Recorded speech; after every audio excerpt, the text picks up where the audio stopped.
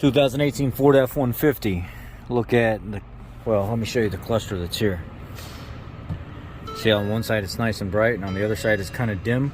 And the LEDs are going out on this side over here, and the only way to fix that is by taking it to an electronics place and having them either repair it or you put a new cluster in it. But you're not going to do anything like that around the house yourself unless you're familiar with electronics. So what I do to start this off is I pop this plastic piece right here, and I grab this, pop this down on both sides. Be very careful. And what that does is that exposes some of these screws right here. So take this one out, this one out, and then this bezel should pop off.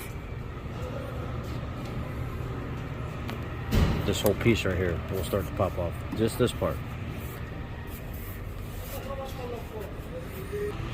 Alright, then I started at the bottom and I unclipped that piece all the way up and around until I got over here and just real nicely unclip everything. Just set it up there on the top. Put my screws over here in the cup holder. And now I'll work on getting the 4 screws here, here, down here,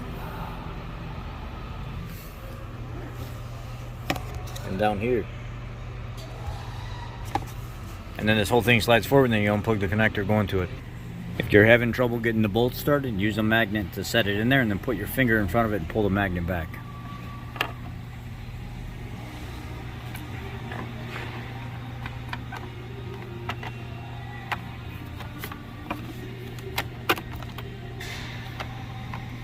Now it's sitting in the hole. You can take your little zippy.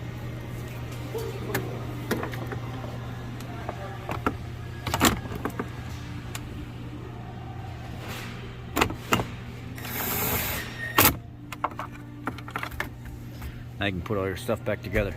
Old cluster out, new cluster in. Look at that. Same brightness. Now we got a programmable module installation. And now basically we just do an IPC program and PMI, programmable module installation, and that's it. Job well done. Customer concern fixed.